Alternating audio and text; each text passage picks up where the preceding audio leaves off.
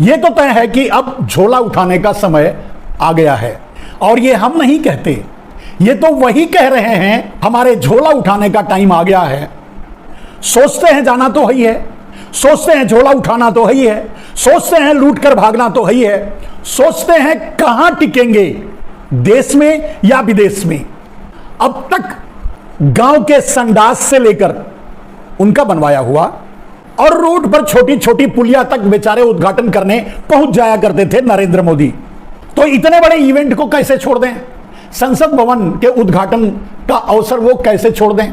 वो संवैधानिक मूल्यों की कदर करते हुए मुर्मू को कैसे उद्घाटन करने दें, जो उनके नेचर में नहीं है, खून में नहीं है। नरेंद्र मोदी उस समय प्रेस कॉन्फ्रेंस किया करते थे, जितने भी सवाल होते थे सारे सवालों का जवाब उनके पास होता था। अगर कोई उनसे पूछता था कि भाई 100 स्मार्ट सिटी आप कहां से बनाओगे, 2 करोड़ लोगों को रोजगार कहां से दोगे, कि किसानों की दोगुनी आय कैसे करोगे, जब उनसे पूछा जाता था महंगाई और गरीबी को कैसे घटाओगे, तो कहते थे काला धन है ना।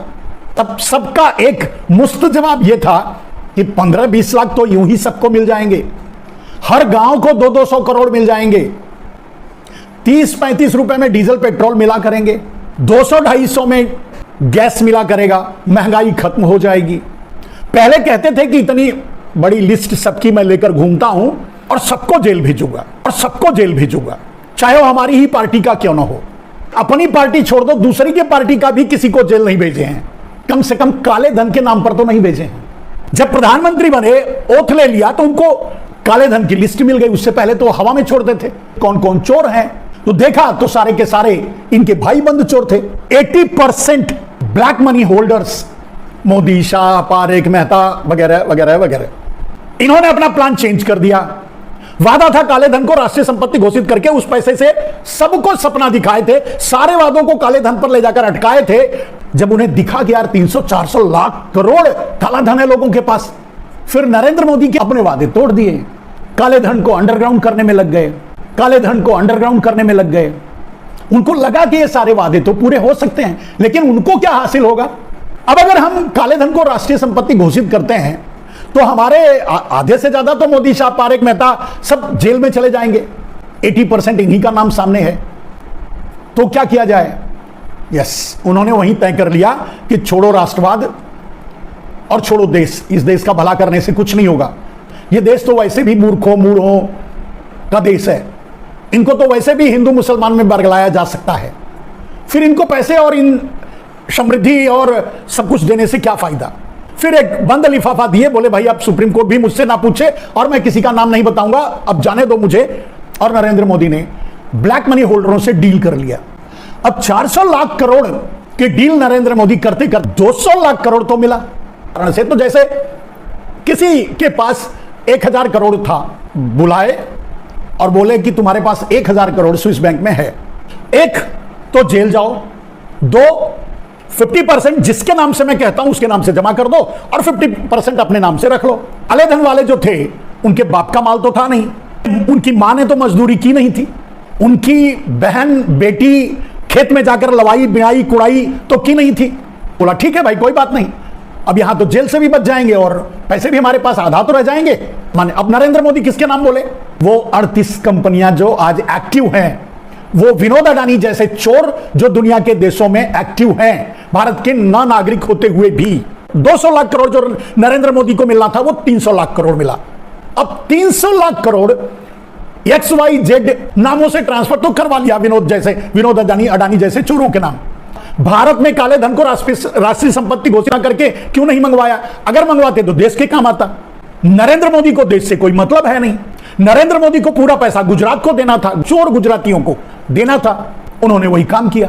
बहुत से देश डबल टैक्सेशन ट्रीटी के जरिए, कम से कम 70 से 80 देश भारत से डबल टैक्सेशन ट्रीटी के जरिए जुड़े हुए हैं। ऐसे देशों से फॉल्स कंपनियां बनाकर, सेल्स कंपनियां बना करके वो पैसे भारत में लाने का प्रक्रिया शुरू हो गया। अडानी उनके पुराने मित्र थे, उनकी हवाई जहाज में घूमा करते थे। अडानी जैसे तो 20 अडानी खड़ा कर सकते थे, करने लगे। बृजभूषण जैसे लोगों से डील है कि भाई तू छिछोरा है, तू छिछोरापन कर, और मैं देश लूट रहा हूं, तू चुपचाप देखता रहे। मैं तेरे छिछोरेपन को नहीं रोकूंगा और तुम हमारे चोरीपन को मत रोकना। दूसरा फायदा, ऐसे मुद्दे मैदान में आते रहेंगे तभी तो अडानी पर कोई बात नहीं करेगा। सारा काम निकाल लेंगे नरेंद्र मोदी, पूरा देश बेच डालेंगे।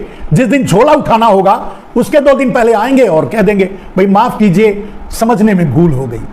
अब जितने खुल करके सतपाल मलिक या किसान एग्रेसिव तरीके से इस मुद्दे को उठा रहे हैं, उसके बाद भी कोई सुनने के लिए तैयार नहीं है। वैसे भी भारतीय जनता पार्टी में कोई नेता तो है नहीं, सबके सब ताली बजाने वाले हैं। उनकी पार्टी में उनका विरोध हो नहीं सकता। देश में उन्होंने 80 करोड़ लोगों को उन्होंने लाइन में लगा दिया, उनके बच्चों को उन्होंने जय श्री राम के काम पे लगा दिया। ब्रिजभूषण जैसा छिछोरा कहता है मेडल की क्या वैल्यू है, 15 रुपए में मिलता है, वो कह सकता है। और इसी तरह की भाषा भारतीय जनता पार्टी और नरेंद्र मोदी को शूट करती है। अगर ईवीएम से चुनाव हुआ तो नरेंद्र मोदी चुनाव लड़ेंगे। आगे का चुनाव ईवीएम से नहीं होगा, सुप्रीम कोर्ट का फैसला बाहर निकलेगा, उसके बाहर निकलते ही नरेंद्र मोदी इमरजेंसी डिक्लेयर कर देंगे। अरविंद केजरीवाल मुख्यमंत्री तब तक हैं जब तक 2024 का चुनाव नहीं हो जाता। दुर्भाग्यवश अगर 2024 का नॉर्मल चुनाव हो, दुर्भाग्यवश अगर नरेंद्र मोदी प्रधानमंत्री हो, तो दुर्भाग्यवश अरविंद केजरीवाल को तैयार रहना होगा। जिस दिन नरेंद्र मोदी ओथ लेंगे उसके 1 महीने के अंदर दिल्ली सरकार खत्म कर दी जाएगी। उसके बाद अरविंद केजरीवाल को जेल ले जाएंगे।